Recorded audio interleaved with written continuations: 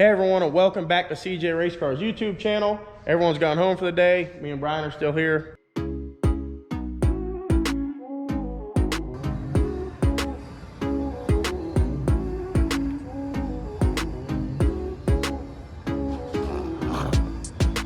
Again, working late tonight. Last time we showed you guys Clay's car and Markowitz's car, which we showed you the differences and some updates on them. Just wanted to show you a little update on Clay's car. We put the engine and tranny back in it today. We're going to start doing drive shaft enclosures. Got some carbon done. Also got the rack mounted. Danny got the rack mounted. I don't know if you guys have ever seen these racks in these cars. It's one of the tightest things. Like if you had an existing car that was a nitrous car or turbo car, it's a good possibility the rack will not fit with a ProCharge car, because that is the only spot. You have about a 2-inch window that rack will fit, and it has to be mounted really low. So this is where this rack has to go in these cars. From the mid plate to here, we make all of them the same, and it's crazy. Some cars with a long wheelbase, with a ProCharge car, depending on engine location, the tie rod will actually go straight. It's pretty wild. Or it'll go forward instead of backwards like a conventional style. So that's definitely different. Also got the dash, the windshield scallop mounts in, and also want to touch on why we notched this back. This doesn't maybe have to be notched back. The stuff would probably clear, but we usually notch this back into the dash at least enough to where the hood will clear. So from the outside, you'll never know this is notched, and it'll give you more room. If you got to work on the back of the intake or a fuel line, you're not fighting with it. So wiring. Yeah, there's a lot of reasons. I mean, these cars have to look good, they have to function, and you got to be able to work on them. I mean, if you're at the track and something goes wrong, you have to be able to work on these cars and get stuff changed really quick. So that's the reason for that. Like I said, the tranny's back in, all the dash stuff's done, floor's in it, got some carbon pieces in it, carbon piece over there, all that carbon stuff's done, Dorex stuff is done, window nets in this one, our new style window net. Showed you guys on Markowitz's car. So I think the next step is we got to do this titanium drive shaft enclosure, shifter mount, seat and head support stuff's already done, and be tubs and tin in the back. Yep. And this one will be pretty close.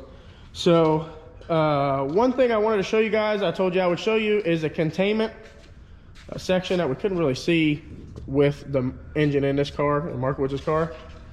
The containment's pretty important.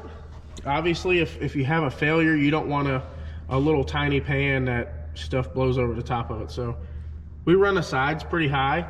In the front, you can see it has that lip, and it's pretty deep. How deep is that, Ryan? You know, 4 inches or so? The front's about 5 1/4. 5 1/4. Yeah, so we're about 5 1/4 inches of containment. The sides come up 9 1/2. So if you do window a block, the oil splashing out the sides not going to shoot right out the frame rail and send you into the wall. You know, yeah. Let's give yourself the best chance that we can. A lot of guys skimp on that. A lot of people don't pay attention to that, and unfortunately it causes a lot of accidents. Yeah, I agree 100%. So that's something big. That also carries through to the transmission pan. Yeah, also. so I'm going to show them the tranny pan. And the cool thing is, like, this pan overlaps the tranny pan. So if you see there, this is over it. So it kind of, if you did it the opposite way, the tranny pan may catch some air and stuff. So as we go back, all the panels overlap front to back instead of back to front for that reason. You can also see the titanium's the same way. Transmission pan also has a lip in the front of it, so we can put a pig mat in there and try to keep any fluid that may leak out. We know that Turbo 400s are kind of like Harleys. They always leak. So that way you have a pig mat in there, it keeps your trailer clean, keeps your car clean, and easy to use with the containment, the safety features involved. Agree. Like we said, safety's definitely the most important thing. We got the tubs back in here. The tubs have been done. We just stuck them all back in here to so they weren't sitting on the floor, because we're going to be waiting on an engine now from Brian for this car for probably about a month. I think he's got one more race. Then he'll bring the engine. Once he brings the engine, we can finish up the headers and a few other things, and this thing will be going to powder coat and on its way. So I don't know if you can see the titanium, the way we closed out the rear of the car. All the titanium, it's all titanium back there. Usually we use carbon or aluminum This is the first time we've done one out of titanium. I think it'll be nice if it gets rubber back there. You can just kind of brake clean the titanium off, which is how we clean it. So Yes. I think it'll be pretty nice. But yeah, this car's just about done. Bumper's mounted. Wing's not on it, but the wing is done. You can see all the mounts for here. So the wing mounts here on the side, which is a lot of the structure. The wicker kind of keeps the wing straight. And then the parachute mount, which I think is over here, has 4 Zeus's on it for the wing. So that's it. This wing has no wing struts, doesn't need them. It's super solid without them. Got the catch can done in the back. Window braces on the back. This thing's just about done. It's got real taillights, real headlights. No modified quarters. This thing's gonna be awesome. I love it. I need one. Brian, you buy me one? I think there's one sitting on the jig. If you guys need a titanium sheet or wheel tubs, carbon sheet, carbon tubs, they're in stock here at CJRC. So feel free to call the shop or I'd say call the shop right now. Yes, the new website's on its way, so that'll be coming up here soon. But we're probably still about 2 months out for that. Yeah, working on the website pretty hard. Our website's kind of outdated now. We have a lady that's working on it for us, and she's working really hard to get it up and going. Like Brian said, it'll probably be a few months. Once we get it up and running, we'll have a lot more stuff on there.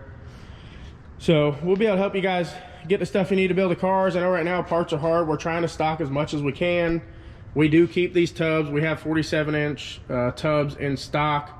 We have carbon sheets in stock. We have titanium sheets in stock. So if you guys are making your own firewall, your own floors, building your own car in general, doing any updates, we pretty much have everything in stock. One thing I want to show you guys, we made a video and showed about these fire bottles that we're now a dealer for, and we sold a bunch of them. Like the next day we sold like a bunch. So one thing I didn't touch on is these come with mounts. They're a complete kit when you get them. They come with an aluminum style mount. We use these mounts, which we also have here. This is what I like to use. They're nice and clean. They're strong. They look good. So the bottom one is similar to this, just flipped over, and it has a shelf for the bottle to sit in. You can't really see it in this car, but so it comes with 2 of these, one for the bottom, one for the top, and these stainless T-bolt clamps. It makes for a really clean installation. Also, something else I wanted to touch on. I've had a lot of people ask, comment on our Facebook, ask on the YouTube. I'm sure you guys saw that the Nova we were building, Justin, he decided that he needed to focus more on the Lexus for season 5 at NPK.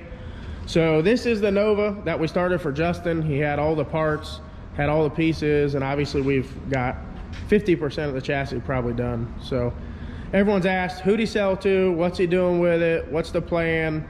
The guy that is building the Camaro, Clay Cole, bought this car from Justin, and we're gonna finish it for Clay. I think Clay's gonna run some Outlaw big tire stuff, possibly a twin turbo deal, some local stuff. He's gonna run a Camaro, no prep Kings, but this car will be like a big tire / small tire car for him to run local. So that answers that. I know a lot of you guys were wondering what his plan was, and I mean, that was Justin's decision to do that, and I don't blame him. He's got a lot of stuff going on, trying to do new merchandise and fund racing at season 5. NPK is not cheap. So he asked me what I thought, and I told him whatever worked best for him, we would make it work. So obviously, you know, we have a 1 or 2 year list to get a car really right now. So it kind of helped Clay out because Clay wanted a Nova, and Justin wanted to not build a Nova right now. So it worked out good for everybody. Justin didn't just bail on a project, and like I said, it worked out good for everyone. Clay's been a good customer, and I definitely would like to build another car. So this one started. This one won't get worked on again until Monza's car, Clay's car, and Mark Wood's car are gone. So just wanted to update you guys on this and let you know what's going on with it and what the plan was with it. We're still not 100% sure on power plant. I know Clay's talked to Proline about doing either 481X. I think the Pro Charge deals are pretty far out right now, or possibly going even a screw. So we'll keep you posted on this car as soon as we get done with the other cars.